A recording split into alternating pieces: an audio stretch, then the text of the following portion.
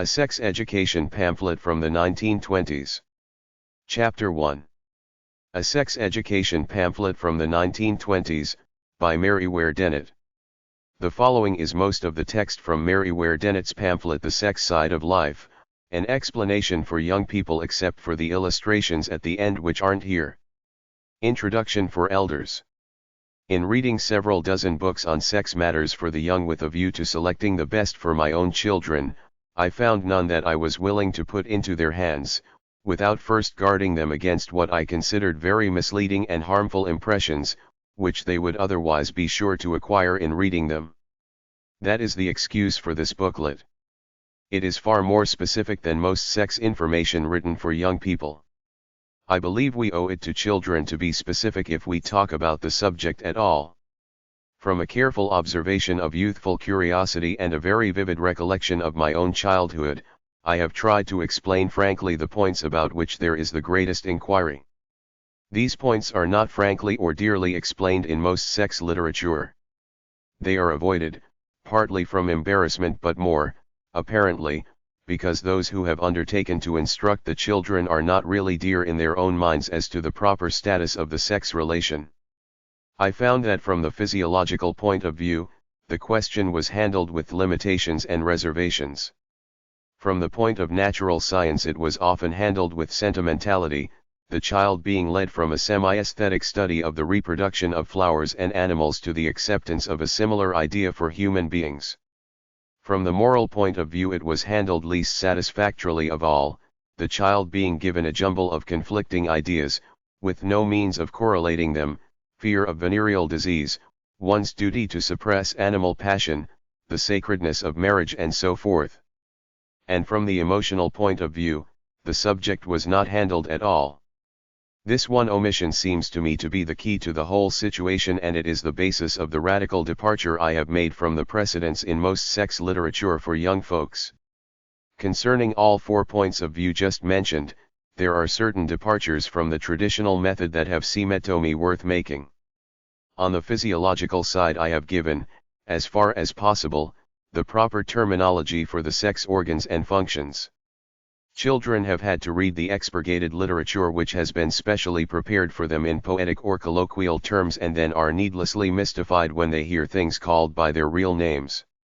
On the side of natural science, I have emphasized our unlikeness to the plants and animals rather than our likeness, for while the points we have in common with the lower orders make an interesting section in our general education, it is knowing about the vital points in which we differ that helps us to solve the sexual problems of maturity, and the child needs that knowledge precisely as he needs knowledge of everything which will fortify him for wise decisions when he is grown.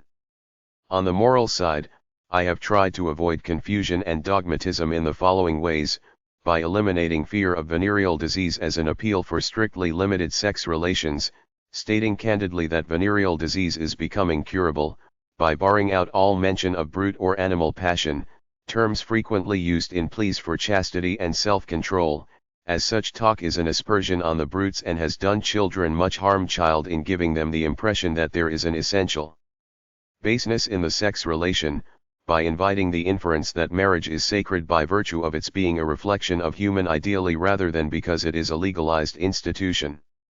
Unquestionably the stress which most writers have laid upon the beauty of nature's plans for perpetuating the plant and animal species and the effort to have the child carry over into human life some sense of that beauty has come from a most commendable instinct to protect the child from the natural shock of the revelation of so much that is unesthetic and revolting in human sex life. The nearness of the sex organs to the excretory organs, the pain and messiness of childbirth are elements which certainly need some compensating antidote to prevent their making too disagreeable and disproportionate an impress on the child's mind. The results are doubtless good as far as they go, but they do not go nearly far enough. What else is there to call upon to help out? Why, the one thing which has been persistently neglected by practically all the sex writers, the emotional side of sex experience. Parents and teachers have been afraid of it and distrustful of it. In almost none of the books for young people that I have thus far read has there been the frank, unashamed declaration that the climax of sex emotion is an unsurpassed joy, something which rightly belongs to every normal human being, a joy to be proudly and serenely experienced. Instead, there has been all too evident an inference that sex emotion is a thing to be ashamed of, that yielding to it is indulgence which must be curbed as much as possible, that all thought and understanding of it must be rigorously postponed, at any rate till after marriage. We give to young folks, in their general education, as much as they can grasp of science and ethics and art, and yet in their sex education, which rightly has to do with all of these, we have said give them only the bare physiological facts, lest they be prematurely stimulated.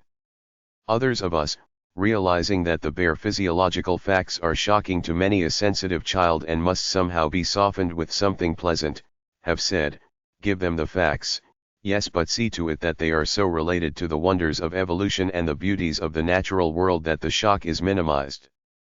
But we have not yet dared to say, yes, give them the facts, give them the nature study, too, but also give them some conception of sex life as a vivifying joy, as a vital art, as a thing to be studied and developed with reverence for its big meaning, with understanding of its far-reaching reactions, psychologically and spiritually, with temperate restraint, good taste, and the highest idealism. We have contented ourselves by assuming that to the whole marriage makes sex relations respectable. We have not yet said that it is only beautiful sex relations that can make marriage lovely. Young people are just as capable of being guided and inspired in their thought about sex emotion as in their taste and ideals in literature and ethics, and just as they imperatively need to have their general taste and ideals cultivated as a preparation for mature life, so do they need to have sane understanding of the marvelous place which sex emotion has in life. Only such an understanding can be counted on to give them the self-control that is born of knowledge, not fear, the reverence that will prevent premature or trivial connections, the good taste and finesse that will make their sex life, when they reach maturity, a vitalizing success. The sex side of life. An explanation for young people. When boys and girls get into their teens, a side of them begins to wake up which has been asleep or only partly developed ever since they were born, that is, the sex side of them. It is the most wonderful and interesting part of growing up. This waking is partly of the mind, partly of the body, and partly of the feelings or emotions. You can't help wanting to understand all about it, but somehow you find yourself a little embarrassed in asking all the questions that come into your mind, and often you don't feel quite like talking about it freely, even to your father and mother. Sometimes it is easier to talk with your best friends, because they are your own age and are beginning to have these new feelings too. But remember that young people don't know nearly so much about it as older people do, and that the older ones really want to help you with their experience and advice, and yet, they, like you, often feel rather embarrassed themselves and don't know how to go about it. I suppose it is because it is all so very personal and still remains somewhat mysterious, in spite of all that people know about it. If our bodies were just like machines, then we could learn about them and manage them quite scientifically as we do automobiles, but they are not like that. They are more than machines that have to be supplied with fuel, food, and kept clean and oiled, by bathing, exercise and sleep. They are the homes of our souls and feelings, and that makes all the difference in the world in the way we act, and it makes what we have to learn, not limited to science only, but it has to include more difficult and complicated things like psychology and morality. Maybe I can't make this article help you, but I remember so well what I wanted to know and how I felt when I was young that I am now going to try. And I will tell you to start out with that there is a great deal that nobody knows yet, in spite of the fact that the human race has been struggling thousands of years to learn. Life itself is still a mystery, especially human life. Human life, in many respects, is, like plant and animal life, but in many ways it is entirely different, and the ways in which it is different are almost more important for us to think about than the ways in which it is similar. In all life except in the very lowest forms, new life is created by the coming together, in a very close and special way, of the male and the female elements. You have studied at school about the plants, and you probably have observed certain of the animals, so you know something about what this means, if you do not understand it thoroughly. But what you want to know most of all is just how it is with human beings. You want to know just what this coming together is, how it is done, how it starts the new life, the baby, and how the baby is born. You want to understand the wonderful sex organs, that are different in men and women, what each part is for and how it works. If you feel very curious and excited and shy about it, don't let yourself be a bit worried or ashamed. Your feelings are quite natural and most everybody else has felt just the same way at your age. Remember that strong feelings are immensely valuable to us. All we need to do is to steer them in the right direction and keep them well balanced and proportioned. Now, in order to understand something of why the subject stirs us so, we must notice in what ways we human beings are different from the plants and animals. About the lowest form of life is amoeba. It looks like a little lump of jelly and it produces its young by merely separating itself in two. One part drifts off from the other part and each becomes a separate live being. There is no male and no female and they didn't know they were doing it. In the plants a higher stage of development is reached, there is the male and the female and they join together, not by coming to each other, or because they know they belong together but quite unconsciously, with the aid of the bees and other insects and the wind. The male part, the pollen, is carried to the female part they meet and at once the germ of a new plant begins to grow. Then come to the animals. In all higher forms of animal life, the male creature comes to the female creature and himself places within her body the germ which, when it meets the egg which is waiting for it, immediately makes a new life begin to grow. But the animals come together without knowing why. They do it from instinct only and they do it in what is called the mating season, which is usually in the spring. The mating season happens once a year among most of the higher animals, like birds and wild cattle, but to some animals, it comes several times a year as with rabbits, for instance. You doubtless know already that the more highly developed the animal, the longer it takes the young one to grow within the mother before it is born and the longer period when it is helpless to provide its own food and care. Now we come to human beings and see how different they are. They have no regular mating season and while there is a certain amount of instinct in men and women which tends to bring them together, the sex impulse among finely developed people is far more the result of their feeling of love for each other than mere animal instinct alone. Many of the animals make no choice at all in their mating. Any nearby female will do for the male. But among some of the higher animals the male has a special instinct for a certain female and the female will not tolerate any but a certain male. Most of the animals have different mates every season, though there are a few kinds where the male and female, once having mated, remain mates for years, sometimes even for life. But it is only human beings whose mating is what we call falling in love, and that is an experience far beyond anything that the animals know. It means that a man and a woman feel that they belong to each other in a way that they belong to no one else. It makes them wonderfully happy to be together. They find they want to live together, work together, play together, and to have children together, that is, to marry each other, and their dream is to be happy together all their lives. Sometimes the dream does not come true and there is much failure and unhappiness, but just the same people go right on trying to make it a success, because it is what they care most for. The sex attraction is the deepest feeling that human beings know, and unlike the animals, it is far more than a mere sensation of the body. It takes in the emotions and the mind and the soul, and that is why so much of our happiness is dependent upon it. When a man and a woman fall in love so that they really belong to each other, the physical side of the relation is this: both of them feel at intervals a peculiar thrill or glow, particularly in the sexual organs, and it naturally culminates after they have gone to bed at night. The man's special sex organ or penis becomes enlarged and stiffened, instead of soft and limp, as ordinarily, and thus it easily enters the passage in the woman's body called the vagina or birth canal, which leads to the uterus or womb, which is the sac in which the egg or embryo grows into a baby. The penis and the vagina are of such a size as to fit each other.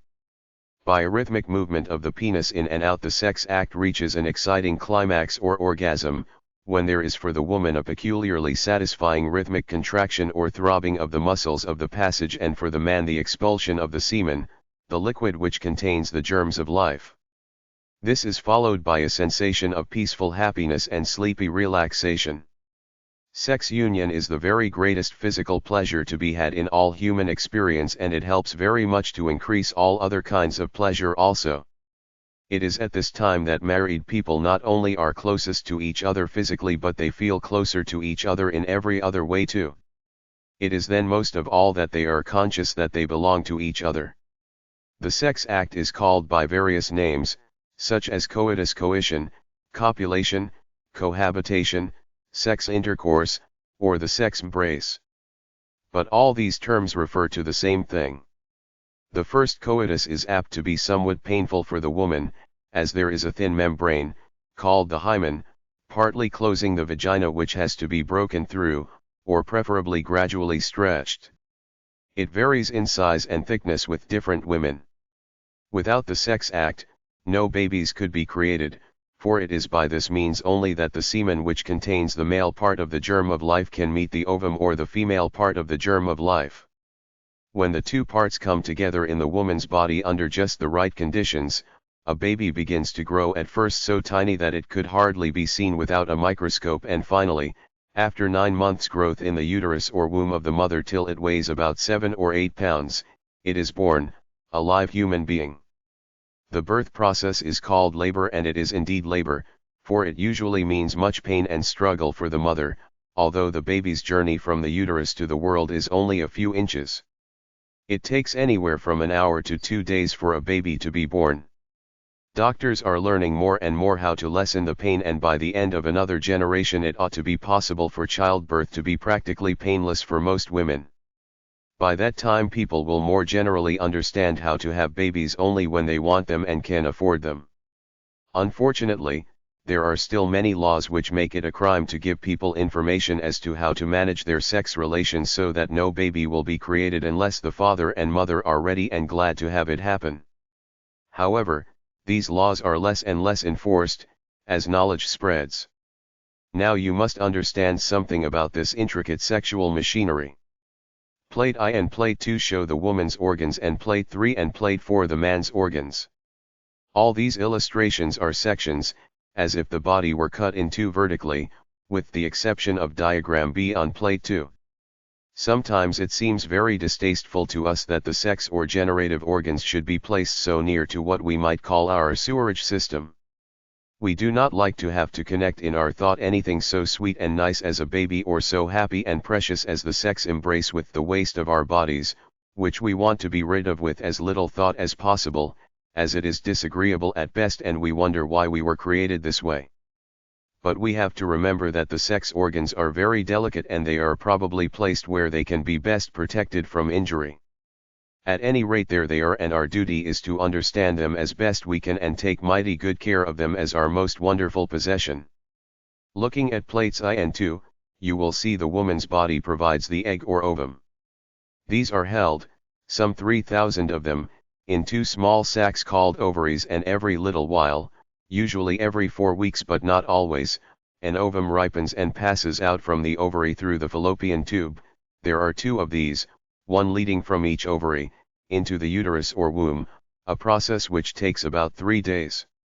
Here it may be met by the male life element, and if so, it becomes fertilized and nests in the lining of the uterus to grow into a baby. This is called fertilization, fecundation, impregnation, or conception. But if the egg is not fertilized, it passes from the uterus through the vagina and out of the body. Every 28 days or so a woman, from the time she is about 13 or 14 till she is about 50, has a slight flow of blood and mucus shreds from the uterus, which is called menstruation. There is a new lining provided periodically for the nourishment of a baby, but when there is no baby starting to grow, the lining is not needed, so it passes away. The flow, menstruation, and the start of the egg on its travels, ovulation, do not necessarily or often happen at the same time. Menstruation lasts from 3 to 5 days, and young girls sometimes have pain then and feel languid and unwell. If so, they should be quieter than usual and avoid cold baths and getting their feet wet. But normal menstruation is not an illness, and a girl in perfect health finds it only a slight inconvenience. The ovaries not only produce the egg, but they also produce a secretion that is absorbed by the blood and which is most necessary in the development of a baby girl into a woman. This hormone has an almost magical effect in adding the special womanly qualities to the body and character. Looking at plates 3 and 4, you will see the man's sex machinery. The testicles are to a man what the ovaries are to a woman. They are two sacs held in a bag of thin loose skin called the scrotum, and it is here that the sperm cells, spermatozoa, or germs of life grow. The spermatozoa are very tiny and the testicles hold many millions of them. Under the microscope they show a head and tail like a long pollywog. They become very active when released from the testicles and move by a rapid wiggling of the tail part. Leading from each testicle is a tube called the vas deferens, through which the liquid containing the sperm cells goes at the time of the sex act on its way to meet the ovum in the woman's body. On the way it is joined by two other liquids, one secreted by the seminal vesicles, of which there are two, and the other by the prostate gland. These three liquids together form the semen, which at the summit of sexual excitement is forced through the penis into the vagina of the woman. You will notice that the woman has separate tubes for the urine, wastewater, and the sex function, but the man uses the same tube for both. That is, in the woman the bladder which holds the urine is emptied by a separate tube, the urethra, while in the man the urethra not only empties the bladder but it also carries the semen. The use of the seminal vesicles and the prostate gland is to supply a vehicle and arouser for the dormant sperm cells, until they reach the ovum, which may take from 3 hours to 2 or more days after the semen is expelled into the vagina. The spermatozoa can only remain alive in an alkaline secretion and the urine is acid, so always just before the penis forces out, or ejaculates the semen, the alkaline secretion from the seminal vesicles and prostate gland is mixed with the sperm cells to protect them. At the end of the penis is a circular hood or cap of skin, the prepuce, which the doctor often removes or divides. This process is called circumcision, and it is a relief to boys whose prepuce or foreskin is so tight as to make difficulty in keeping the parts beneath clean. All Jewish and Mohammedan babies are regularly circumcised, a custom dating back to early Bible times. There is a constant internal secretion from the testicles of a man just as there is from the ovaries of a woman, and it has the same beneficial effect on the whole being. It makes a boy what we call manly or virile.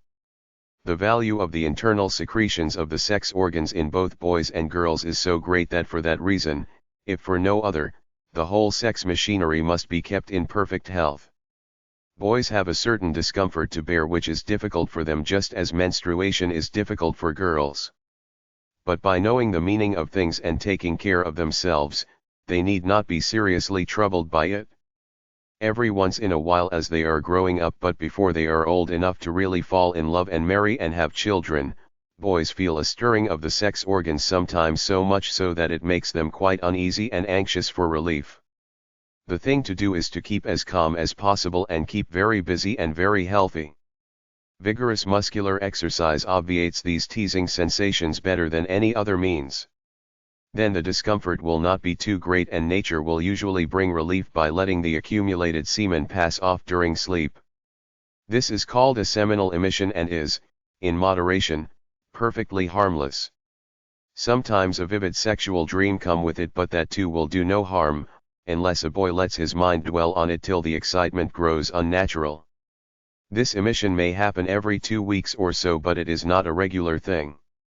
Boys are sometimes alarmed and fear their sex machinery is out of order, but it is a perfectly natural thing and only means that the organs are relieving themselves of the extra secretions that are not needed till the time comes for the real sex relation. Boys and girls sometimes get the habit of handling their sex organs in such a way as to get them excited. This is called masturbation or self-abuse. It is also called autoeroticism. Such handling results in a climax something like that of natural sex act. For centuries this habit has been considered wrong and dangerous, but recently many of the best scientists have concluded that the chief harm has come from the irony caused by doing it, when one believed it to be wrong. This worry has often been so great that real illness, both of the mind and body, has resulted. There is no occasion for worry unless the habit is carried to excess. But remember that until you are mature, the sex secretions are specially needed within your body, and if you use them wastefully before you are grown, you are depriving your body of what it needs. So do not yield to the impulse to handle the sex organs in order to relieve the pressure, unless occasionally the feeling is overwhelming and you find that exercise is ineffective, or that nature does not bring you relief during sleep. Remember, too, that as masturbation is a wholly one-sided and merely physical action, it can never be an adequate substitute for the mutual union of true mates. This union is so much more than physical that there is no substitute for it. Your whole sex machinery is more easily put out of order than any other part of your body, so it must be treated with care and respect all along. It is not fair to ourselves or to each other to do a single thing that will make us either weak or unnatural. Remember that your sex organs have a very powerful, even if invisible, effect upon your whole being, and up to the time that you are really old enough to love someone to whom you actually want to belong, you must let your sex machinery grow strong and ready for its good, happy work when the right time comes. The sex organs during your youth do not need frequent exercise in the same sense that your muscles do. They are active all the time with their internal secretions which strengthen both you and them. Don't let anyone drag you into nasty talk or thought about sex. It is not a nasty subject. It should mean everything that is highest and best and happiest in human life, but it can be easily perverted and ruined and made the cause of horrible suffering of both mind and body. There are two very terrible sexual diseases, syphilis and gonorrhea. They are both very infectious and at times difficult to cure. These diseases are usually acquired by sex contact with a diseased person, but they can occasionally be gotten by using public drinking cups, towels, water closets, or in any way by which an infected moist article can come in contact with one's skin or mucous membrane where it is broken. The worst thing about these diseases is that they are such invisible enemies. After the outside appearance of the disease is gone, they often go reaching farther and farther into the body, making serious results that hang on for years. Men who get diseased frequently give the infection to their wives, sometimes causing them to be so ill that surgical operations are necessary, by which their sex organs are so crippled that they can never be mothers. And, worst of all, innocent unborn babies are infected and come into the world sick or deformed or blind. Men usually get these dreadful diseases by having sex relations with women who are called prostitutes or bad women, that is, they are women who, not for love but for money, sell their sex relations to men who pay for them. Most prostitutes become diseased, and there is, as yet, no way for either them or the men who visit them to be positively safe from infection. But the doctors are making progress in their study of these diseases, and they are finding out how to control and cure them, just as they are in the case of tuberculosis. But even if someday venereal diseases, as they are called, can be entirely cured and prevented, prostitution will still remain a thing to hate. For the idea of sex between people who do not love each other, who do not feel any sense of belonging to each other, will always be revolting to highly developed, sensitive people. People's lives grow finer and their characters better, if they have sex relations only with those they love. And those who make the wretched mistake of yielding to the sex impulse alone when there is no love to go with it, usually live to despise themselves for their weakness and their bad taste. They are always ashamed of doing it, and they try to keep it secret from their families and those they respect. You can be sure that whatever people are ashamed to do is something that can never bring them real happiness. It is true that one's sex relations are the most personal and private matters in the world, and they belong just to us and to no one else, but while we may be shy and reserved about them, we are not ashamed. When two people really love each other, they don't care who knows it. They are proud of their happiness. But no man is ever proud of his connection with a prostitute, and no prostitute is ever proud of her business. Sex relations belong to love, and love is never a business. Love is the dearest thing in the world, but it cannot be bought. The physical side of love is the intensely intimate part of it and the most critical for happiness, because of its possibilities of blundering and false feeling and wasted treasure, so it is the one side of us that we must be absolutely sure to keep in good order and perfect health, if we are going to make anyone else happy or be happy ourselves.